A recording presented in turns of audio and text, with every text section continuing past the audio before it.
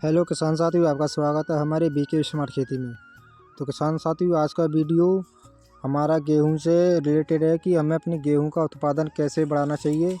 जैसे कि किसान साथियों, आपने फर्टिलाइज़र भी दे दिया पहली डोज या दूसरी डोज में, और कई तरीके के जिंक भी लगा दिया आपने, और अन्य कई महंगी महंगी आइटम लगा दिए। तो वैसे ये तो आप किसान साथियों फसल के लिए बहुत ही महत्वपूर्ण होता है फर्टिलाइज़र और जिंक और जो न्यूट्रिएंट्स वगैरह होते हैं लगाने के लिए, ये ग्रोथ के लिए होते हैं। तो किसान भाइयों, अब सवाल उठता है कि हमें अपनी गेहूं का उत्पादन कैसे बढ़ाएं। तो किसान साथियों, आप देख सकते हैं ये वाला गेहूं हमारा गो अवस्था में आ गया है। लगभग ये 5% हमारे इस अवस्था में चल रहा है।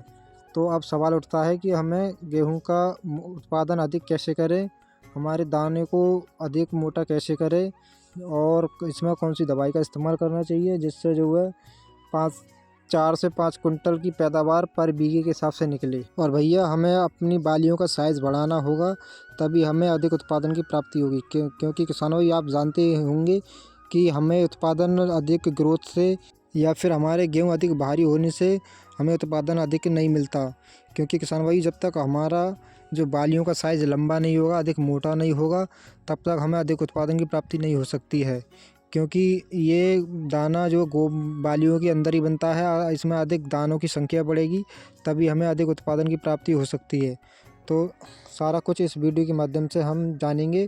तो किसान भाई, जो हमारे चैनल पर नए हैं तो हमारे चैनल को सब्सक्राइब कर लें और अन्य किसानों तक हमारी वीडियो को शेयर करें। और किसान भाइयों, आप कमेंट करें कि हमें बताएं आप कहाँ से वीडियो हमारी देख रहे हैं, तो सारा कुछ डिस्कस करेंगे। चलो, बनी रहिए हमारे साथ।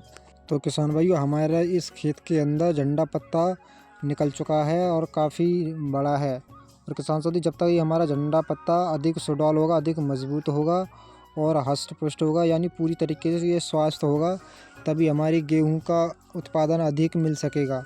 क्योंकि इससे ही हमारे गेहूं का पूरा मेंटेन इसके अंतर्गत ही आता है।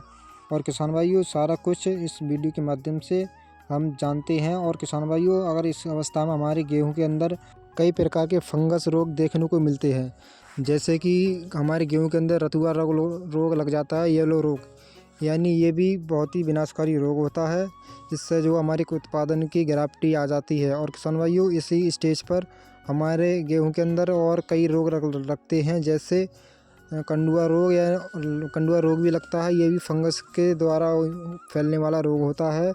और एक रोग लगता है इसमें माऊ, हरी माऊ और पीली माऊ इसमें लगती है। तो इसके लिए हम कौन सी दवाई का निवारण करें जिससे जो है ये रोग से हमारे गेहूँ अच्छी तरह से स्वस्थ हों, तभी हमें अच्छे उत्पादन की प्राप्ति हो सकेगी। तो किसान भाइयों, सबसे पहले हम एक फंगीसाइड टेक्निकल की हम बात कर लेते हैं। इसमें हमें कौन सा टेक्निकल इस्तेमाल करना चाहिए। इनके निवारण के लिए किसान साथियों, हमें लेना है टेबुकोनाजोल 18% 30%, ये लगभग, और इसमें प्लस में आता है एस्ट्रोविन 11%। इन दोनों का टेक्निकल लेकर आप किसी भी एक अच्छी कंपनी का लेकर अपने फसल के अंदर 1 एकड़ में इसका इस्तेमाल कर सकते हैं।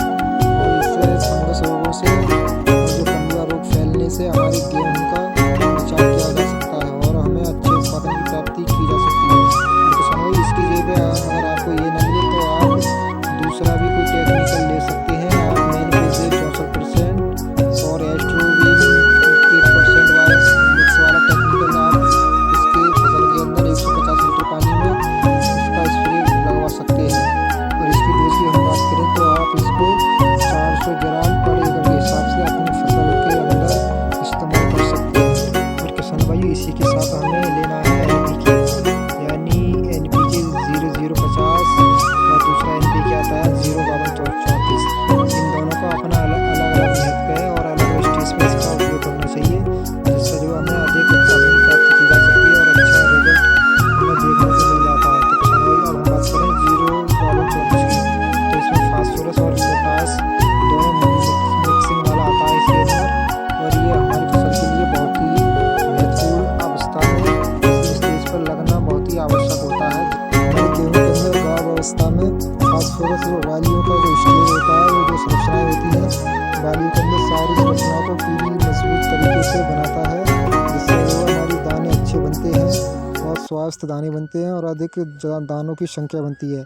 और सल्फेट पोटेशियम की हम बात करें यानी पोटास, तो ये हमारे दाने को भरने में मदद करता है और हमारे दानों को चमकीला और मजबूत बनाने के लिए ये कार्य करता है और इसका बहुत ही महत्वपूर्ण योगदान हमें देखने को मिलता है। और किसान भाइयों, आपको 05234 का स्प्रे आपको 60 से 65 दिन के बीच में होने पर इसका आपको उपयोग करना है, जिससे आपके गेहूं के अंदर लगभग 5 से 10% बालियाँ निकलती हुई हों, तब आप इसका स्प्रे करें, तब आपको बहुत ही अच्छा रिजल्ट देखने को मिलेगा।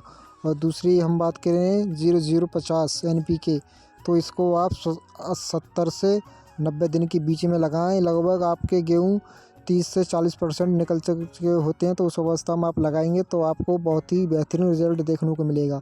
0050 NPK, इससे जो हमारे दाने जो हल्के और जो छोटे रह जाते हैं, तो उनको ये पूरी तरीके से अच्छी अवस्था में लाने यानी मोटा करने में बहुत ही सहायक होता है और हमारे दानों को चमकीला और स्वस्थ बनाता है। और किसान भाई, इसका आप घोल बनाकर अपने खेत में 1 एकड़ में 150 लीटर पानी में किसी भी टंकी की सहायता से आप स्प्रे लगवा सकते हैं और आपको गेहूं का उत्पादन 4 से 5 कुंटल पर बीघे के हिसाब से निकलेगा और अपने उत्पादन में आपको बहुत ही बढ़ोतरी देखने को मिलेगी। आप इसका अंदाज़ा करके देखें। और किसान भाइयों, इस अवस्था में हमारे गेहूं के खेत के अंदर माऊ की समस्या देखने को मिलती है। इसमें कई तरीके की माऊ उत्पन्न हो जाती हैं, जिससे हमारे उत्पादन पर असर पड़ता है। 20 से 25% असर देखने को मिलता है उत्पादन पर। ये माऊ क्या करती हैं, जो हमारी जो बालियाँ बनती हैं उसका अंदर का सारा रस चूस लेती हैं और हमारे दाने पतले छोटे रह जाते हैं और हमारा गेहूँ अधिक ग्रोथ यानी अधिक उत्पादन की स्टेज पर नहीं पहुंच पाता। तो इससे हमें निजात पाने के लिए हमें थाइमोक्सिन 30% लिक्विड वाली का भी आप स्प्रे लगवा सकते हैं। और इसकी डोज की बात करें तो आप 100 ग्राम पर एकड़ के हिसाब से लगवा सकते हैं। और दूसरा थाइमोक्सिन आता है 25%, इसको भी आप 100 ग्राम से लेकर 150 ग्राम तक 1 एकड़ में इसका स्प्रे लगवा सकते हैं। और किसान साथियों, आप अच्छा उत्पादन की प्राप्ति कर सकते हैं। और किसान भाई, आपको हमारी जानकारी सही लगी हो तो हमारे चैनल को सब्सक्राइब कर लें और अन्य किसानों तक हमारी वीडियो को शेयर करें।